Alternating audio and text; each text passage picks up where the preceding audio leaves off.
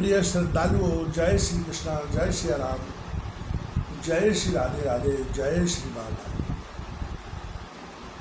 सत्यवती की उत्पत्ति तथा भगवान व्यास के प्राकट्य की कथा। ऋषियों ने कहा, सूत जी, आपकी यह अस्पष्ट वाणी महान आश्चर्य उत्पन्न कर रही है। हमारे मन में कई प्रकार के प्रश्न उत्पन्न हो गए हैं। पहली बात तो यह है कि जब पतिव्रता सत्यवती पिता के घर पर थी, तभी उनसे व्यास जी का जन्म कैसे हो गया।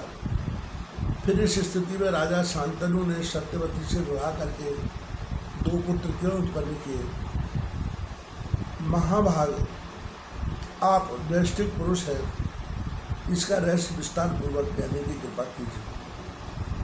सूत जी कहते हैं, जो आदि शक्ति है तथा जिनकी कृपा से चतुर्वर्ग अर्थ, धर्म, काम और मोक्ष सभी सुलभ हो जाते हैं, उन परमा शक्ति को प्रणाम करने के पश्चात इस पुराण संबंधी पावन प्रसंग का मैं वर्णन करूँगा। विशेषता तो यह है कि भगवती जगदम्बिका का वांग्मय बीज मंत्र किसी बहाने भी मानव के मुख से निकल जाता है तो उसे अविचल सिद्धि प्राप्त हो जाती है। अतः सभी का परम कर्तव्य है कि संपूर्ण कामनाओं की सिद्धि के लिए उसी बीज मंत्र से भली भांति भगवती जगदम्बिका का निरंतर चिंतन करें, क्योंकि मनोरथ पूर्ण करने में भी सदा तत्पर रहती है। एक धार्मिक एवं सत्य प्रतिज्ञ उपरिचर नामक राजा थे। चेदी देश में उनकी राजधानी थी। उनके पास प्रचुर धन था, विप्रों के भक्त थे। उन्होंने इंद्र की आराधना की, जिससे प्रसन्न होकर देवराज ने राजा को एक स्फटिक मणि का बना हुआ सुंदर विमान दिया। राजा उपरिचर उस दिव्य विमान पर चढ़कर सर्वत्र विचरने लगे। उस पर बैठकर वे आकाश मार्ग से स्वच्छंद यात्रा करते। उस विमान का भूमि से संपर्क नहीं होने पाता था। वे प्रतिदिन धार्मिक कृत्य करते थे। संपूर्ण जगत में उनकी ख्याति हो गई। उनकी सुंदरी पत्नी का नाम था गिरिका। राजा उपरिचर के 5 पुत्र थे। सभी बड़े बलिष्ठ एवं अमित तेजस्वी थे। राजा ने उन पुत्रों को अलग अलग देशों में अभिषिक्त कर दिया था। एक समय की बात है, राजा उपरिचर की स्त्री ऋतुवती थी। स्नान से निवृत्त होकर उसने पुंसवन व्रत किया और पतिदेव से अपनी कामना प्रकट की। परंतु पितरों की आज्ञा से राजा को ब्रह्या के लिए वन में जाना पड़ा। उस समय उनका चित्त उस भावनी में अटका था। वे उस सुंदरी भार्या को याद कर रहे थे। इतने में ही उनका शुक्र स्खलित हो गया। तब उन्होंने उस वीर को बट वृक्ष के एक पत्ते में रख दिया। राजा को रानी के ऋतुकाल का ज्ञान था ही। सोचा, किसी प्रकार भी यह वीर व्यर्थ न हो। निश्चय ही मेरा यह वीर अमोघ है, इसे मैं अपनी स्त्री के लिए भेज दूँ। इस प्रकार विचार कर पहले तो उस वीर को उन्होंने आमंत्रित किया, फिर बट वृक्ष के दोने में उसे रखा। पास ही बाज पक्षी था। राजा ने उससे कहा, महाभाग, तुम इसे लेकर अभी मेरे घर जाओ। स्वयं इसे घर पर ले जाकर मेरी प्रेयसी भार्या गिरिका को तुरंत दे देना। आज उसका ऋतुकाल है।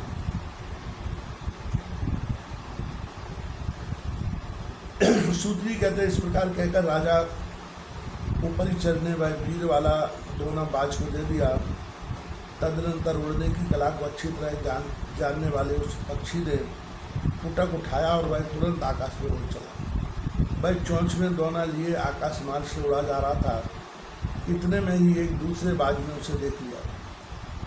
यह मांस लिए हुए है, यह समझकर तुरंत उस पहले बाज पर वह टूट पड़ा। अब आकाश में वे दोनों पक्षी तुल्य युद्ध करने लगे। चोंच से युद्ध करते समय वह वीर का दोना यमुना के जल में गिर पड़ा।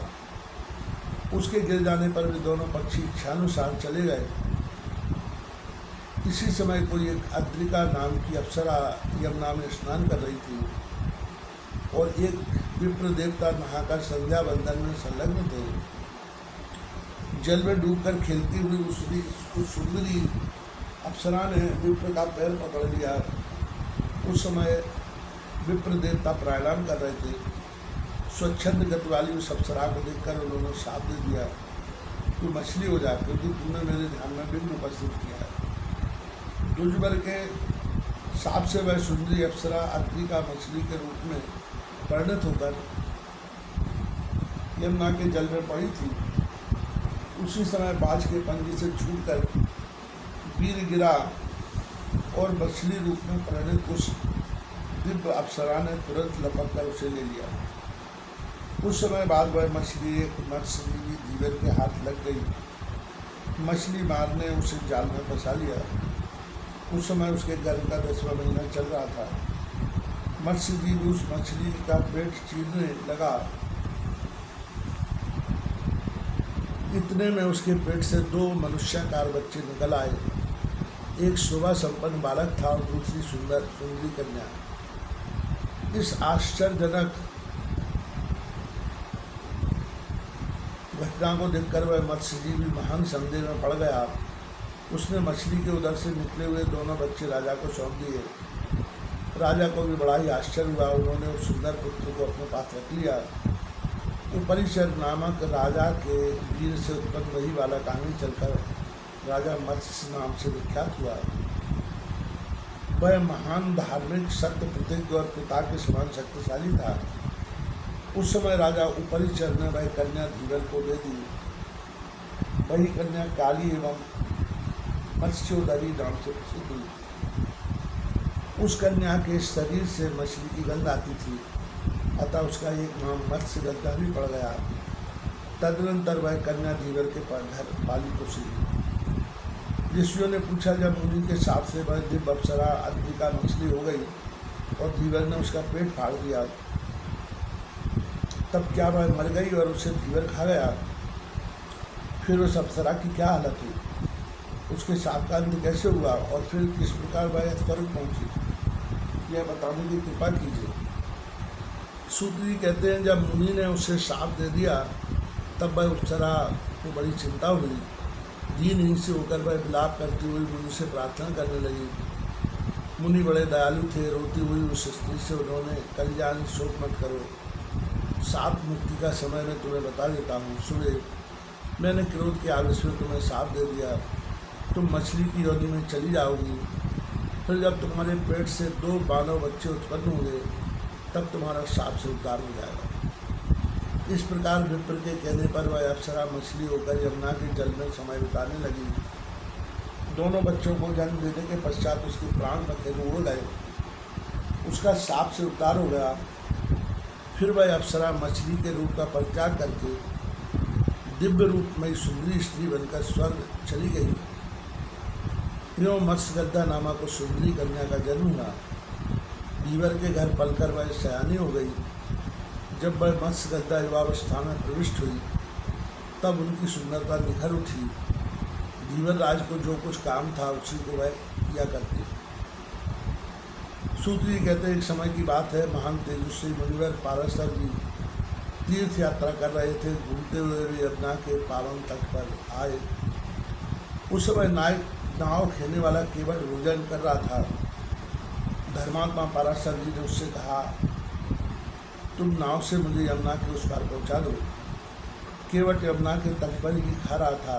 मुनि की आज्ञा सुनकर उसने अपनी मत्स्यगंधा नाम की सुंदरी कन्या से कहा, बेटी तुम बड़ी चतुर हो। ये मुनि धर्मात्मा एवं तपस्वी हैं।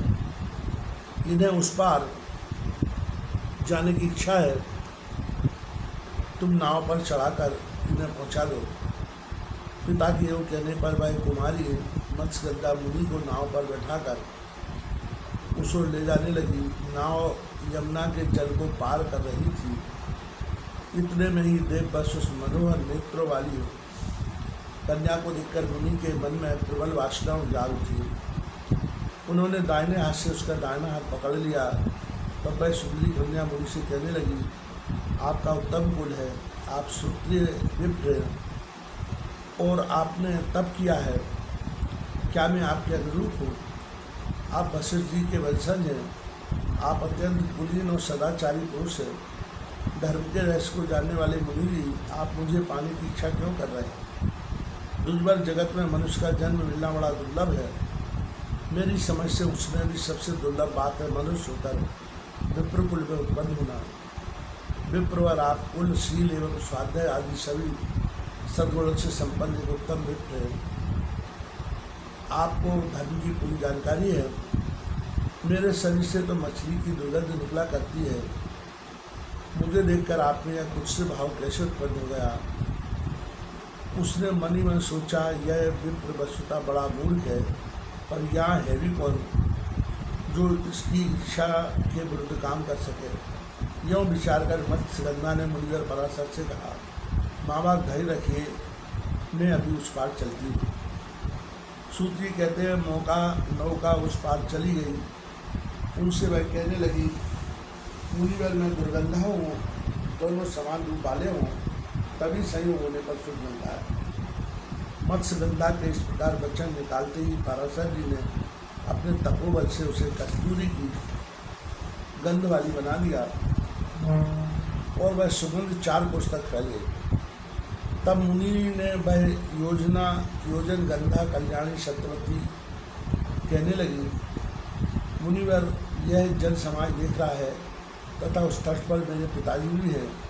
यह पाश्विक कर्म बड़ा भयंकर है। मनुष्य को रात के समय ही इसे करना चाहिए, दिन में करना निषिद्ध है, ऐसी शास्त्राज्ञा है। महामुद्दे अभी अपनी इच्छा रोके रहिए, अन्यथा जगत में असहनीय अपवाद फैल जाएगा। इस प्रकार सत्यवती के युक्तिपूर्ण वचन सुनकर महान विचारशील पराशर जी ने उसी क्षण अपने पुण्य के प्रभाव से कोहरा उत्पन्न कर दिया। कोहरा उत्पन्न हो जाने पर तट पर अंधेरा छा गया। तब सत्यवती ने कोमल वाणी में मुनि से वचन कहा, विप्रवर मैं कुंवारी कन्या हूँ, आप तो इच्छानुसार चले जाएंगे। ब्राह्मण आपका भी व्यर्थ नहीं हो सकता। फिर मेरी क्या गति होगी? मैं यदि गर्भवती हो गई तो पिता से क्या करूँगी? फिर मेरे लिए क्या कर्तव्य होगा? बताने की कृपा कीजिए।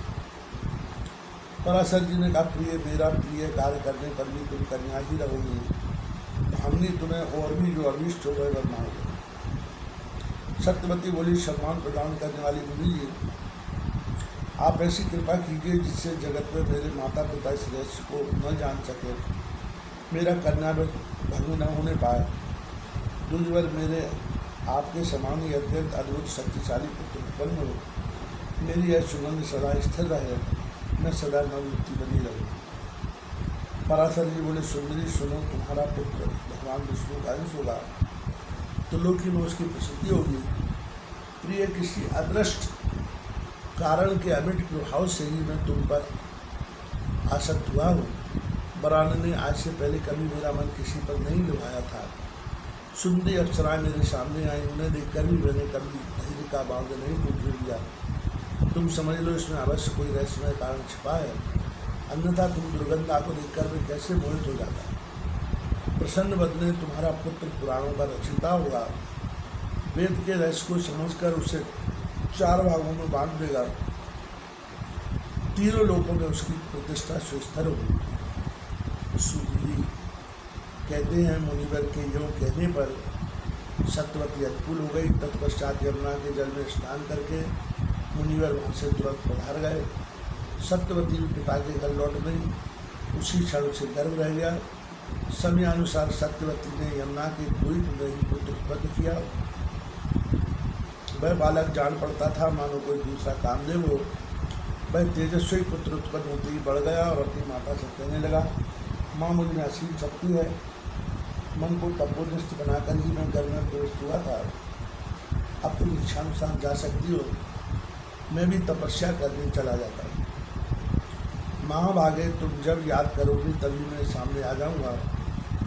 माता जी, कभी तुम्हारे सामने अत्यंत कठिन परिस्थिति आ जाए तो मुझे स्मरण करना, मैं उसी क्षण सेवा में उपस्थित हो जाऊँगा। माता, तुम्हारा कल्याण हो। मेरे जाने में विलम्ब हो रहा है, तुम चिंता छोड़कर आनंद से समय व्यतीत करो। इस प्रकार कहकर व्यास जी वहाँ से चल दिए। सत्यवती भी अपने पिता के पास चली गई। सत्यवती ने यमुना द्वीप में व्यास जी को जन्म दिया। इसी से व्यास जी द्वैपायन नाम से विख्यात हो गए। वे भगवान विष्णु के अंशदार हैं तथा प्रकट होते ही प्रौढ़ हो गए। उन्होंने प्रत्येक तीर्थ में स्नान किया और उत्तम तपस्या की। इस तरह पराशर जी की कृपा करने पर व्यास जी प्रकट हुए। कलयुग आ गया, यह जानकर उन्होंने वेदों की शाखाएं बनाई। वेद का विस्तार करने से उनका नाम वेदव्यास पड़ गया। पुराण संहिताएं तथा श्रेष्ठ महाभारत संधि की रचनाएं, वेदों का विभाजन करके उन्होंने अपने शिष्यों को पढ़ा दिया। सुमंतु, जैमिनी, पैल, वैशंपायन, असित, देवल तथा अपने पुत्र सुखदेव जी, ये सभी उनके शिष्य थे। सूत जी कहते हैं, मुनिवरों, सत्यवती एवं व्यास जी के पवित्र जन्म में यही सब कारण है। महाभाग मुनियों, इनकी उत्पत्ति के प्रसंग में कोई संदेह नहीं करना चाहिए। महान पुरुषों के चरित्र की समालोचना करना उचित है, न उनके सभी आचरणों का अनुकरण ही करना चाहिए। मुनिवर पराशर जी के गुण ही ग्रहण करने योग्य हैं। पराशर जी धर्मज्ञ पुरुष हैं। जिस काम को निश्चय करते हैं उसमें उनकी प्रवृत्ति होने की क्या संभावना थी, किंतु व्यास जी प्रकट होने वाले थे, यही उस कार्य में कारण छिपा था। आश्चर्यजनक इस प्रसंग को मैंने कह सुनाया।